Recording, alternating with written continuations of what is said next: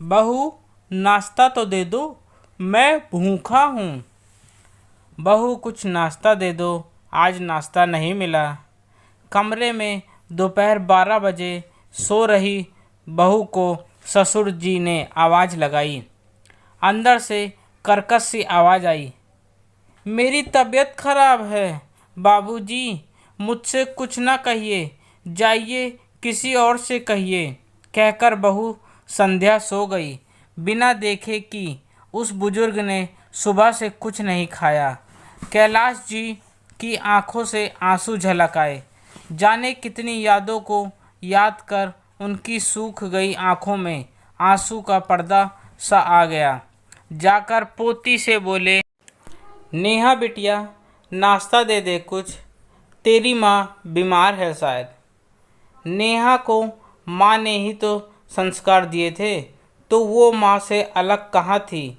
बिना हिचके बैग उठाती हुई बोली, दादाजी मुझसे कुछ न कहिए, मेरे क्लास का समय हो गया, मैं तो चली। पोती की बात सुन सन्न खड़े रह गए कैलाश जी, और नेहा चली गई। वो बैठ गए अपनी चौकी पर। जब से गांव छोड़ इस घर में आए, कभी अपनापन ना मिला। गांव में जैसी सारी खुशी का पोटली छोड़ आए। बड़े चाव से गांव से शहर आए थे कैलाश जी। बेटे का घर बन गया, बेटा बहू के साथ रहूँगा कहते हुए अपने दोस्त मित्रों से विदा ली थी कैलाश जी ने। लेकिन ये दिन देखना होगा, ये कभी नहीं सोचा था। अपने आप को संयत कर उठे और मोहल्ले के दूसरी गली में रहती थी उनकी बेटी अन्नपूर्णा। जेठ के तेज चिल्लाती धूप में तेज कदमों से चलते हुए पहुँचे, बेटी के दरवाजे पर दस्तक दी। लेकिन दुख का ऐसा भाव आ रहा था कि जी हो रहा था कि दरवाज़ा खोलने से पहले ही चले जाएं। कैसे बेटी से रोटी मांगूंगा, कैसे कहूँगा कि मैं भूखा हूँ। सोचते हुए वापस मुड़ ही रहे थे कि बेटी ने दरवाज़ा खोला। पिता को इस समय देख वो हैरान थी। बाबूजी, आप आइए ना, लेकिन इतनी धूप में आप क्यों निकले बाहर, आइए बैठिए तो। यहाँ कहते हुए जल्दी से पंखा और कूलर चला दिया और भागकर पानी का गिलास ले आई। पानी नहीं बिटिया, 2 रोटी खिला दे कहते हुए सर झुक गया। कैलाश जी की आंखों में आंसू आ गए। अन्नपूर्णा भागकर रसोई गई, 2 रोटी दाल सब्जी थाली में डाल और भागकर ले आई। उस पल में कुछ सोचने समझने की ताकत खो दी थी। जैसे अन्नपूर्णा ने पिता के सामने थाली रख दी और बैठ गई वहीं पास। कुछ मिनट में ही 2 रोटी साफ हो गईं। खाकर तृप्त हुए तो बेटी ने डरते डरते पूछा, बाबूजी क्या हुआ, भाभी घर में नहीं थी क्या, आप ऐसे। पिता ने बेटी की आंखों में झांका, फिर कह दी अपने मन की व्यथा, जिसे सुनकर अन्नपूर्णा सन्न रह गई। आंखों से आंसू बह चले। ये वही पिता है जिनके उगाए अनाज और सब्जी से बड़े संयुक्त परिवार का पेट भरते, बाकी बचे अनाज और सब्जियों से गांव के गरीब गुबरों का पेट भरता था। आज वही पिता 2 रोटी के लिए तपती दोपहरिया में पैदल चले आए, और हद तब हुई जब देखा कि पिता बिना चप्पल के आए थे।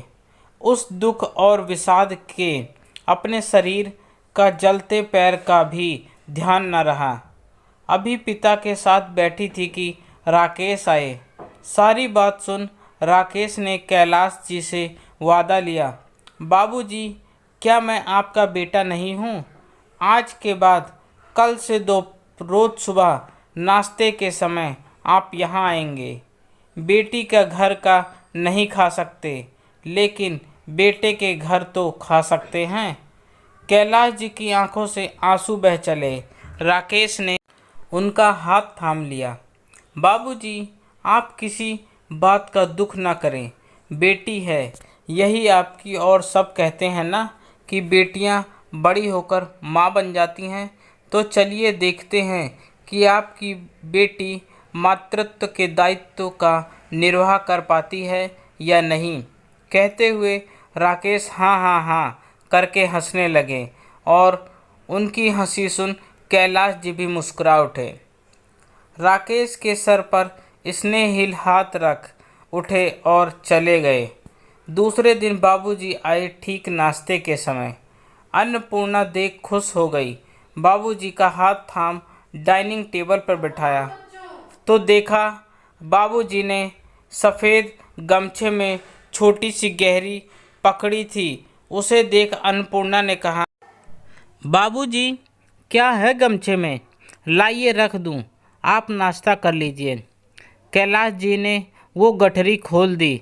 बेटी के सामने ढेर सारे फूल थे। ले बेटिया रख दे पूजा की टोकरी में। दामाद जी के पूजा के लिए फूल चाहिए होते हैं ना, अब रोज़ मैं फूल ले आऊँगा। अन्नपूर्णा ने फूल ले लिया और आज अपने पिता कमज़ोर नहीं लगे, अलबत्ता और मजबूत लगे, ठीक वैसे ही जैसे पहले वो सबका पोषण करते थे। आज ईश्वर के लिए फूल लेकर आए, इससे बड़ा और क्या हो सकता था। उन्होंने तो एक पिता के भाव को भी सहेजा था कि बेटी के घर खाली हाथ नहीं जाना। उनके लाए फूलों से आज ईश्वर की पूजा कर राकेश भी खुश हो गए। ऐसी दिव्य अनुभूति उन्हें कभी हुई ही नहीं थी। बस फिर क्या था, अब रोज़ बाबूजी ठीक नाश्ते के समय फूल लेकर हाजिर हो जाते और अन्नपूर्णा उन्हें भरपेट नाश्ता कराकर तृप्त पिता को देख बेटी के होने का कर्तव्य निभा कर खुश थी। धन्यवाद।